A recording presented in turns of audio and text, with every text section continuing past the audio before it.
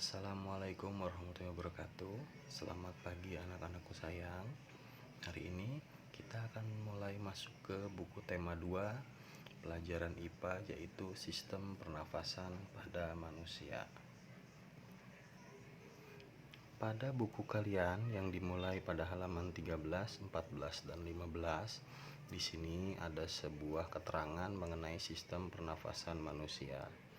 Tujuan kalian mempelajari ini agar kalian mampu menyebutkan organ-organ pernafasan yang ada pada manusia, lalu beserta fungsinya dan cara kerjanya. Nah, di halaman 13 kalian bisa melihat sistem pernafasan manusia itu terdiri atas 7 macam organ. Yang pertama adalah hidung, yang kedua adalah faring, yang ketiga adalah laring, keempat trakea, 5 bronkus, 6 bronkiolus, dan yang ketujuh adalah alveolus. Di halaman 14 kalian bisa melihat ini adalah keterangan gambarnya. Jadi yang mana yang masuk hidung kalian, yang mana itu faring, lalu yang mana itu faring, trakea, bronkus, paru-paru, dan diafragma itu yang mana. Kalian bisa amati gambar yang ada pada buku kalian. Di halaman 15 ini ada gambar apa? Nah, betul, ini adalah gambar dari paru-paru kalian. Kalian bisa melihat sendiri, ini adalah bentuk dari paru-paru kalian. Nah, sekarang kita lihat pengertian dari pernapasan. Kalian semua pasti bernafas. Semua makhluk hidup itu pasti bernafas. Nah, pengertian pernapasan itu adalah proses pengambilan gas oksigen dari lingkungan dan pengeluaran karbon dioksida dari dalam tubuh makhluk hidup. Jadi ketika kamu bernafas, yang diambil itu adalah gas oksigen. Nah, yang keluar dari mulut kamu atau dari hidung, biasanya kamu ngeluarinnya masuknya lewat hidung, keluar lewat hidung. Padahal yang bagus itu masuk lewat hidung, keluar lewat mulut.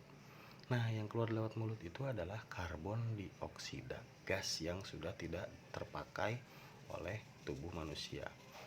Bernafas merupakan salah satu ciri utama makhluk hidup. Proses pertukaran gas oksigen dan karbon dioksida berlangsung secara difusi. Oksigen akan menuju semua sel dalam sebuah jaringan melalui alat-alat pernafasan. Jadi oksigen yang kamu hirup itu melalui hidung kamu itu melewati faring, laring, trakea, bronkus, paru-paru, lalu disebarkan ke seluruh tubuh kalian. Sekarang kita bahas satu persatu dari organ pada pernafasan manusia. Oksigen yang kamu hirup itu pertama-tama akan masuk melalui hidung. Hidung adalah organ pernapasan yang pertama dilalui oleh udara. Di dalam rongga hidung itu adalah rambut dan juga ada lendirnya yang berguna untuk menyaring udara yang masuk. Jadi lendir itu berguna untuk melembabkan udara dan konka untuk menghangatkan udara pernafasan. Jadi ada gunanya tuh dalam hidung kamu itu ada rambut-rambutnya. Juga suka agak basah ya, bukan pilek bukan. Nah, itu tuh gunanya untuk menyaring udara supaya udara yang masuk ke dalam paru-paru kamu itu lebih bersih. Nah, lalu dari hidung itu ada ke faring. Faring adalah percabangan dua saluran, yaitu saluran tenggorokan yang merupakan saluran pernafasan dan saluran kerongkongan yang merupakan saluran pencernaan. Makanya ketika kamu sedang makan itu jangan sambil ngomong, sebab biasanya nanti kerja tubuh kamu akan bingung. Makanya suka kebesekan, cek bahasa Sunda mah. Itu tuh karena ada makanan yang akan masuk ke organ saluran pernafasan, seharusnya masuk ke dalam kerongkongan, yaitu organ pencernaan, saluran pencernaan. Ini mau masuk ke saluran pernafasan, makanya suka tiba-tiba kamu batuk, perih, sakit karena memang itu bukan jalurnya. Nah, kamu lihat di sini gambar laring.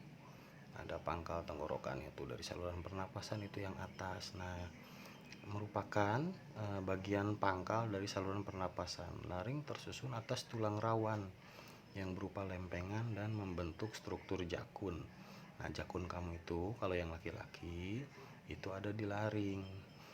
Di atas laring terdapat katup yang akan menutup saat menelan. Jadi ketika kamu nelen, nutup, karena ada udaranya bisa masuk, supaya udara yang dari saluran pernapasan itu bisa masuk.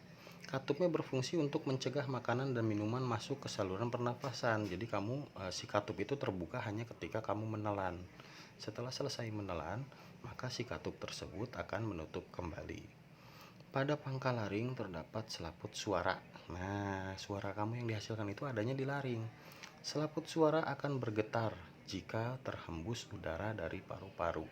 Makanya kalau ngomong kan kadang-kadang kita bicara terus ya suka engap. Karena apa? Udara yang dihasilkan untuk menggetarkan pita suara itu berasal dari paru-paru. Setelah dari laring, kita ke trakea atau tenggorokan. Nah, trakea tenggorokan ini ada 3 macam pengertiannya. Yang pertama adalah batang tenggorokan, terletak di daerah leher, di depan kerongkongan. Nah, dari depannya, dan berbentuk pipa dengan panjang 10 cm. Dinding trakea ini terdiri atas 3 lapisan. Lapisan dalam berupa epitel bersilia dan berlendir. Lapisan tengah tersusun atas cincin tulang rawan dan berotot polos. Lapisan luar tersusun atas jaringan ikat. Makanya kamu pegang deh tenggorokan kamu, pasti akan terasa seperti tersusun ya, ada kayak bergerenjel-gerenjel. Lalu cincin tulang rawan berfungsi untuk mempertahankan bentuk pipa dari batang tenggorokan. Sedangkan selaput lendir yang sel-selnya berambut getar berfungsi menolak debu dan benda asing yang masuk bersama udara pernapasan. Jadi selain disaring oleh rambut kamu yang ada di hidung, juga disaring lagi oleh trakea. Akibat tolakan secara paksa tersebut, kita akan batuk atau bersin. Nah, ketika udah mulai masuk ada kotoran atau tersedak makanan karena makan sambil berbicara, itu akan batuk atau bersin. Karena apa? Ada kotoran yang terbawa masuk, jadi tidak tersaring oleh si hidung. Lalu sekarang ada bronkus atau cabang tenggorokan. Nah, di sini ujung tenggorokan bercabang 2 disebut bronkus, yaitu bronkus kiri dan bronkus kanan. Jadi yang fungsinya udara yang masuk itu masuk ke paru-paru sebelah kanan kamu atau masuk ke paru-paru sebelah kiri kamu. Di dalam paru-paru bronkus bercabang menjadi bronkiolus yang menuju setiap lobus berahan paru-paru. Bronkus sebelah kanan bercabang jadi 3 lagi. Tuh kan ya, jadi semakin banyak.